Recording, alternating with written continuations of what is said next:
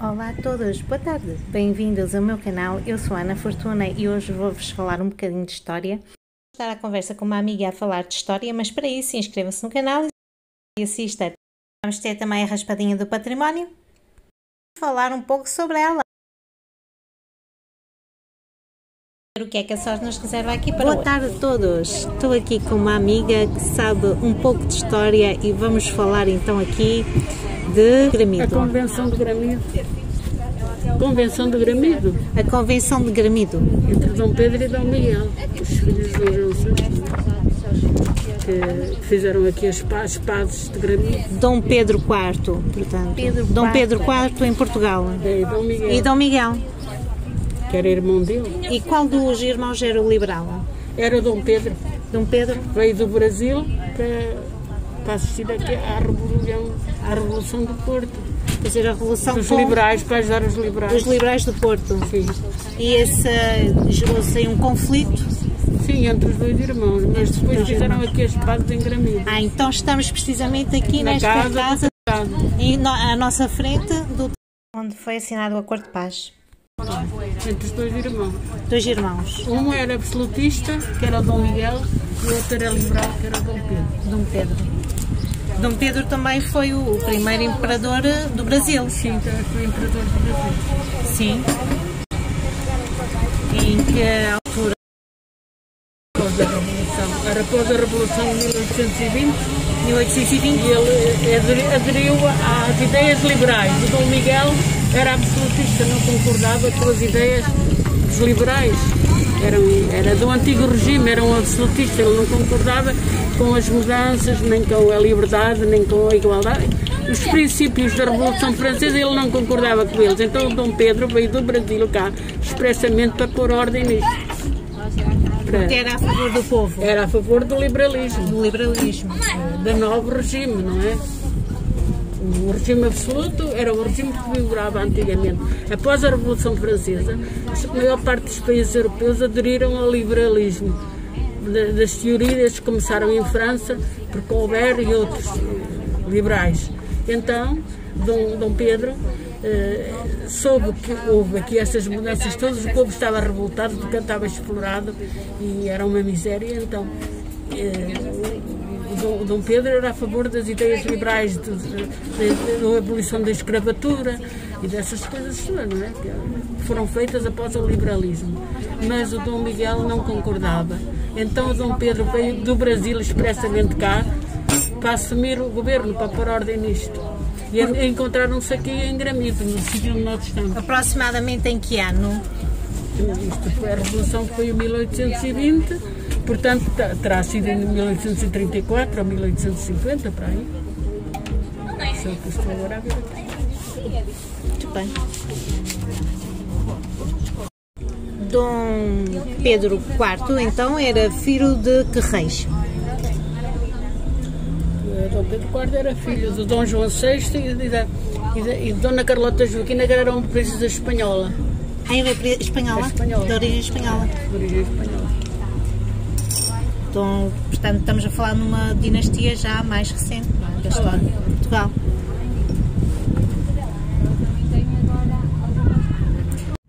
Qual é a última dinastia? A quarta. Uhum. Com Dom Manuel, rainha Dona Amélia, foi a última rainha de Portugal, e era Dom Carlos de Lisboa, tiraram e o rei e o primogénito. Sim, que depois não chegou a ser Luís Filipe. Depois ficou a rainha e o filho de Dom Manuel, que foi exilado para a Inglaterra. E ela também acho que... Mas a rainha Dona Amélia ainda fez umas coisas... Era de origem francesa. De origem francesa. De Orleans e Bragança. De Orleans e Bragança. Bragança era por parte do marido, Orleans era de Inglaterra.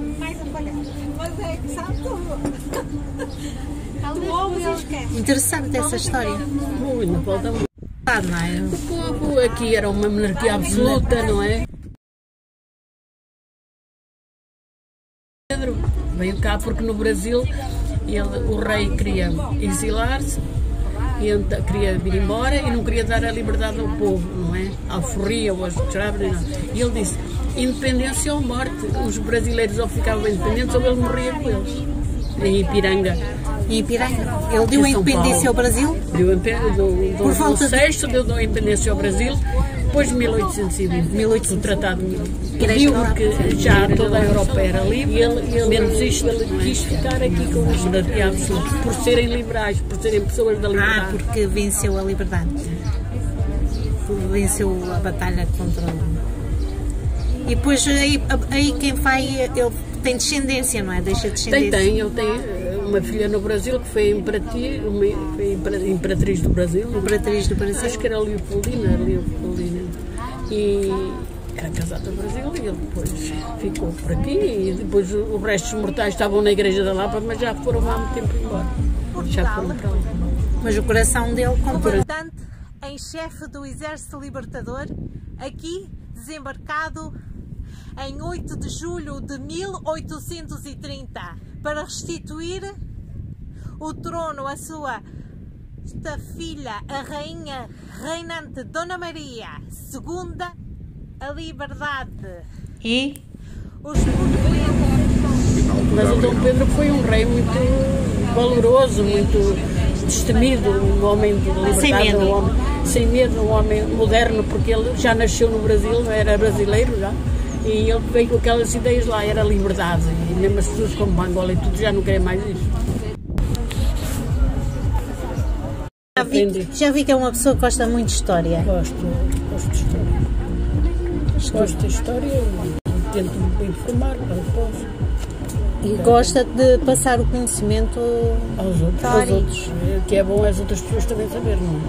Porque isto da gente viver na ignorância é uma tristeza. Eu desde pequena, de jovem, sempre quis estudar. Eu vim aqui para o Porto trabalhar e estudar, porque eu gostava de ter conhecimento das coisas. Não era uma qualquer estúpida por aí, não. A minha vontade era estudar, saber mais e mais e mais e mais. Gosta muito de cultura, não é? E tem um bocado de sede de saber e apreciar, aprofundar as fontes do conhecimento.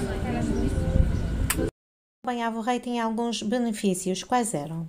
O rei fazia aposentadoria e comedoria nas casas da nobreza, dos nobres. Eles tinham que o sustentar, não eram nobres, mas por causa disso eles tinham o dever de dar a aposentadoria e comedoria ao rei quando passavam por aquelas cidades.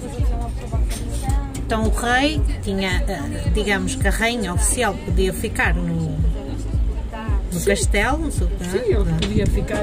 Normalmente eles moravam em Lisboa, eles tinham os capital em Lisboa, mas quando se deslocavam às outras localidades, ao norte, por exemplo, a outros sítios, e eles, cada terra tinha um nobre, o senhor da terra tinha que lhe dar a aposentadoria ao rei e toda a sua comitiva. Normalmente tinham títulos de nobreza. Títulos de nobreza, eram barões, eram viscondes, eram duques, todas essas pessoas tinham títulos que eram atribuídos pelo rei, já por compensação desses favores.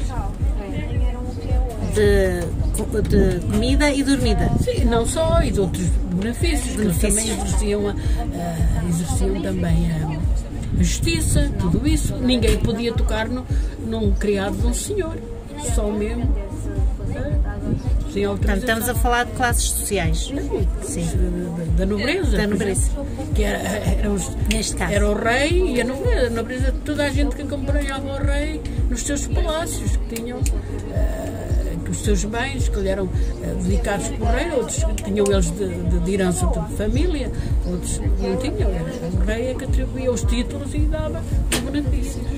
E o rei podia ter as suas cortesãs fora não oficiais. O rei fazia o que queria, porque ele era o senhor absoluto, não é? Poder absoluto. Não é? E o primeiro rei liberal, o liberalismo foi instituído com Dom Pedro. O primeiro imperador do Brasil, ele é que deu a liberdade à alforria, aboliu a escravatura, deu todas as liberdades. Nós fomos dos primeiros países a abolir a escravatura na Europa? Sim, porque esse rei que veio para aqui, o Dom Pedro, era um homem de ideias livres, era um homem moderno, era um homem que veio de outro continente. Isso é muito interessante.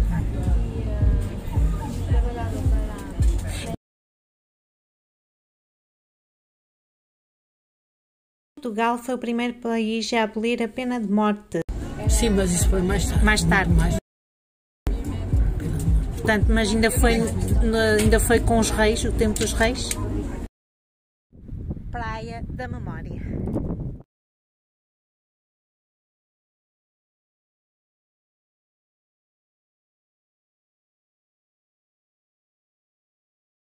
Sim, mas isso é antes da República, é já no final da monarquia. É já no final da monarquia.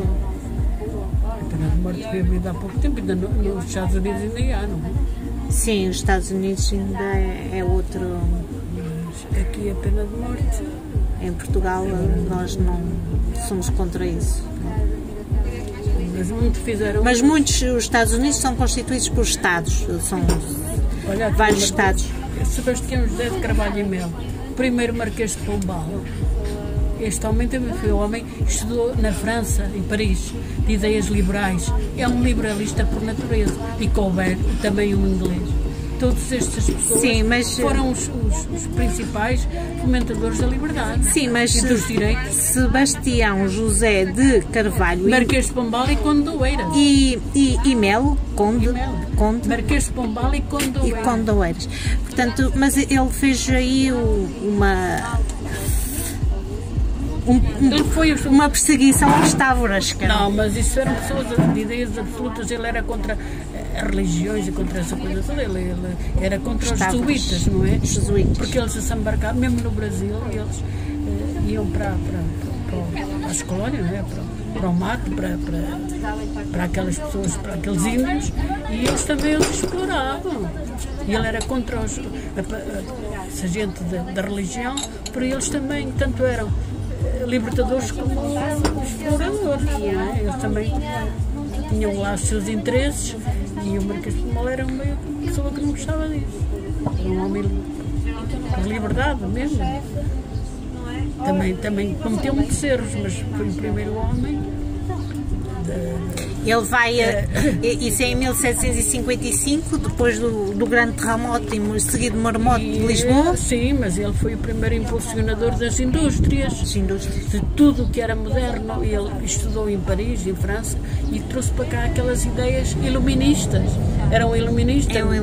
Era um homem já do mundo da liberdade. Queria o progresso, instituiu as primeiras fábricas de vidro, de lanifícios, de colheita. Essas coisas todas em Portugal? Ele foi o mentor da Revolução Industrial aqui em Portugal. Porque a cidade de Lisboa ficou totalmente destruída, mas sim, mas ele tomou medidas. A costa... Ele tinha os irmãos dele, os Almadas, que eram da família, cunhados da família, e ele pôs essas pessoas, e mesmo no Brasil, ele pôs essas pessoas à frente dessas obras e andava com as coisas para a frente. Ele não gostava do progresso, não gostava do extracionismo, não gostava lá dessas coisas do atraso. Ele era um progressista por natureza. Portanto, ele vai fazer aí uma perseguição aos távoras em todo o lado. Porque os távoras eram pessoas de alta nobreza, os távoras eram pessoas que dominavam o rei, exploravam o rei, viviam à custa do povo, de sacar o Estado, de sacar o rei. Os távoras acho que mandavam mais até do que o rei. E o rei era uma pessoa, o rei nessa altura era uma pessoa... Então eles eram muito mal vistos, os távoras. Claro, muita gente os odiava, não é? Acho que era ali de Aveiro. Portanto, eles... Criados e tudo, começou precisamente em Aveiro, o ataque dos távoras.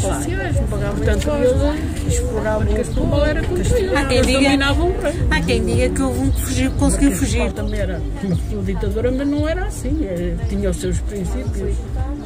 Ele foi educado em França nos princípios do mercantilismo, da liberdade, embora que ele fosse também absoluto, não é? Mas já tinha outra linha de ideias. O Marquês é uma pessoa, ele é muito ambíguo, tem uma parte de liberdade, digamos, e também tanto era absoluto como já era liberal, tinha as duas populações. Criativo, ele gostava do progresso. Pois conta-se que ali também havia távoras lá em Mogadouro, em Trás-os-Montes. É capaz. E sim, e que chegaram até lá. Portanto, de Lisboa vieram por aí acima. Refugiaram-se no interior para não serem mortos, não é? Sim, mas também acabaram por chegar lá eles e destruíram tudo. A casa deles foi completamente destruída. Sim, sim. Eram odiados, porque eles eram um poder em cima do poder do rei. Quer dizer, o poder deles tinham tanto poder que até dominavam o rei. O rei também era uma pessoa que deixava-se manipular. Pois. E em Mogadouro mesmo, atualmente, não se fala muito dos távoras. Eram pessoas mal vistas porque eram umas pessoas opressoras, não é? Que oprimiam o povo, pessoas que querem viver à custa do povo e que não dão liberdade e exploram, ninguém as grama. Portanto, já havia capitalismo. Muito. Capitalismo e mercantilismo. E mercantilismo naquele tempo, não é? E agora estamos aqui então com o lançamento, agora voltando para o século XXI, com a raspadinha do património. E o que é que acha sobre isso? É uma raspadinha que tem feita pela Santa Casa, não é? Que foi lançada. Acho muito bem, é bonito porque a gente vai tocar em assuntos que a maior parte das pessoas não conhecem. Há uma porque não estudaram essa parte, há outra porque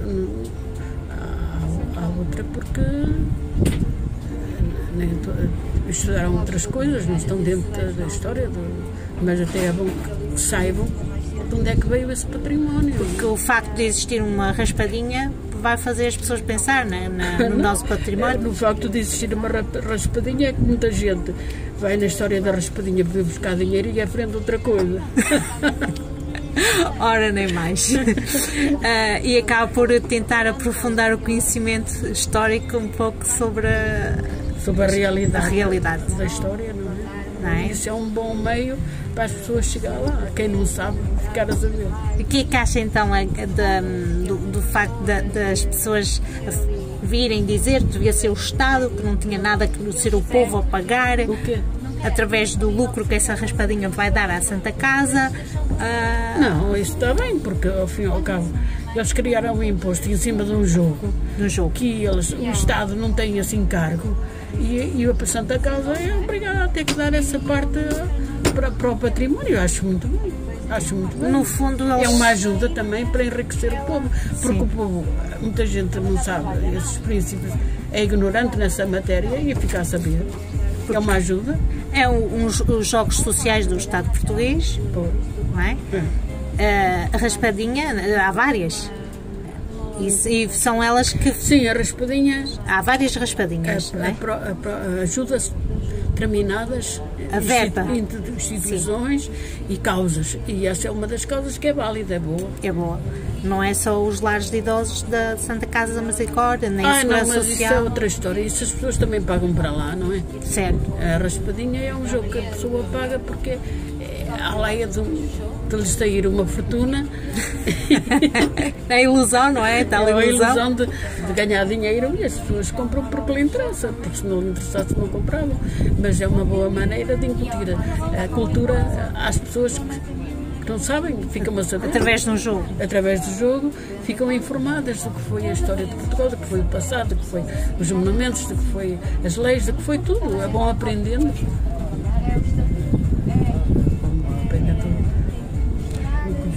Houve para aí um estudo que houve uma universidade que lançou para aí um estudo um estudo que eles fizeram e eles diziam que nós não tínhamos que pagar toda a gente diz um jogo, não é? Que não deviam usar o jogo para pagar património. Não, eu acho muito bem. Porque já é um jogo, as pessoas já jogam na desportiva. Já jogam. Jogam, portanto, que haja uma parte que vai para a cultura, acho muito bem. E até havia de haver também para a saúde e também para os inválidos e para essa gente toda, para essas causas todas, que o Estado não pode pagar tudo. Acho bem, vão buscar algum lado. Aquele dinheiro já é... Também acaba por ir um bocado porque a Santa Casa, todos os jogos da Santa Casa, não tem só este, tem muitos, não é? Acaba por ir um pouco para a Segurança Social, que depois faz lá a distribuição, não é? São os jogos sociais do Estado português. Jogos mas já houve dinheiro. Não é? Já houve outros jogos e outros impostos que ninguém contestou.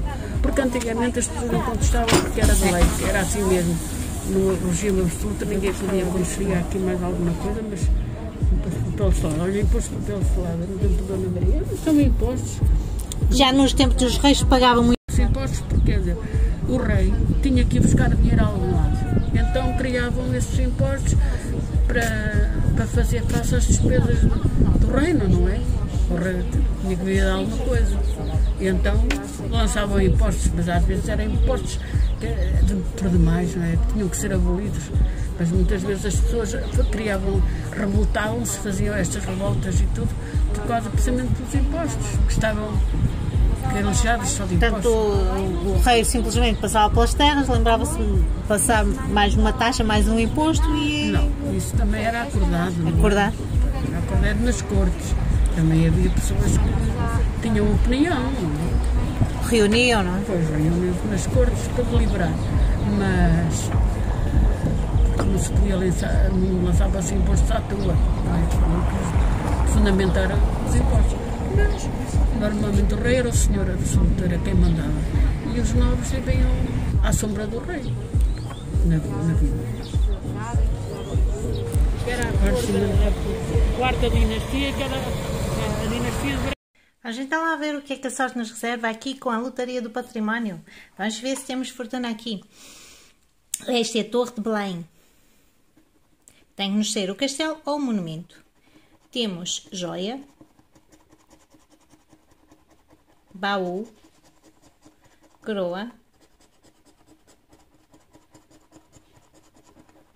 galo, azulejo, espada e o escudo. Duas letras diferentes. Não tivemos prémio. Bem-vindos aqui à Praia da Memória, zona de Matosinhos. Ao fundo temos o obelisco.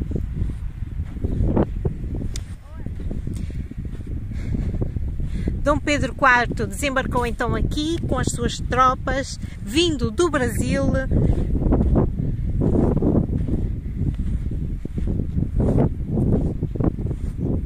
para lutar, foi chamadas lutas liberais, contra Dom Miguel e o seu pai. Está aqui o obelisco 1832.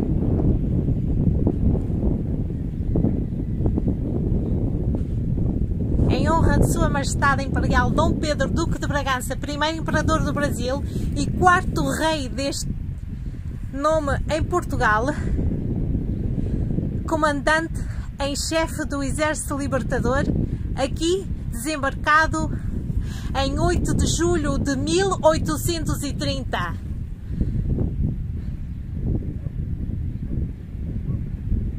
Para restituir o trono à sua augusta filha, a rainha reinante Dona Maria II, a liberdade. Os portuenses, erigido este padrão para perpétua memória.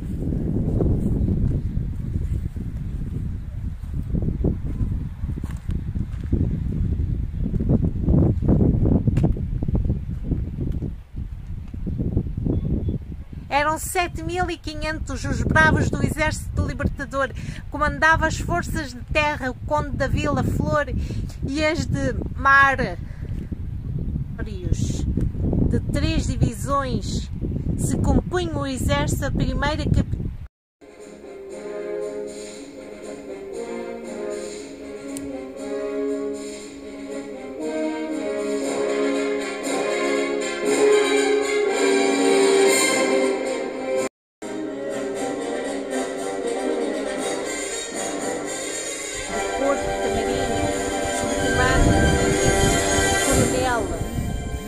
Hodges, havendo além destas divisões o batalhão de oficiais sob o comando de Bento de França, do corpo de guias sob o comando de Arrobas, batalhão de artilharia sob o comando de Costa e Silva, a cavalaria sob o comando do Conde David d'Alva.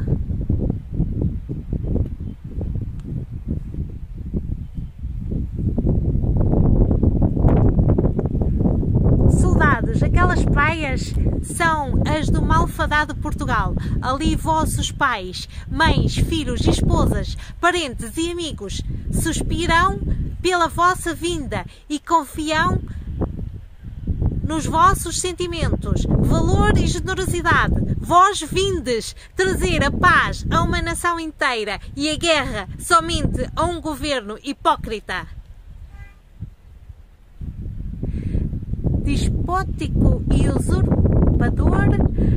A empresa é toda de glória, a causa justa e nobre vitória certa. Os vossos companheiros de armas virão engrossar vossas fileiras e ambicionarão a hora de combater o vosso lado. E se alguns ainda houver que desacordados pretendam continuar a defender o despotismo, lembrai-vos que tendes diante de vós aqueles mesmos iludidos portugueses que na vila da praia fugirão da presença do vosso sangue frio e da vossa coragem, vencedores de São Miguel e de São Jorge, de quem nem os combates das velas,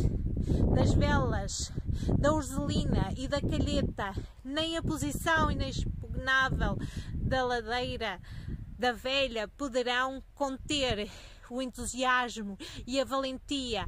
E ali tendes a pátria que vos chama, ali achareis a recompensa de vossos serviços, o termo dos vossos sofrimentos, o complemento de vossa glória. Soldados, seja o vosso grito de guerra: viva a Senhora Dona Maria II, e a Carta Constitucional seja o vosso timbre, proteção dos inermes. Generosidade aos vencidos, de Dom Pedro, Duque de Bragança.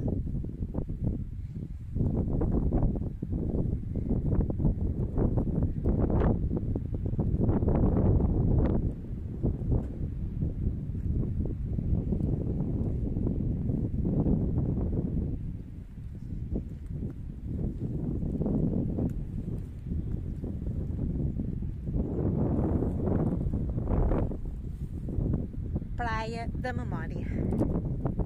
Coração do Pedro, mas é lá dentro, mas está fechado. É lá dentro numa capelinha ali, ao fundo do lado esquerdo. Igreja da Lapa. Gostou do vídeo? Faça like, inscreva-se no canal, partilhem e até o próximo.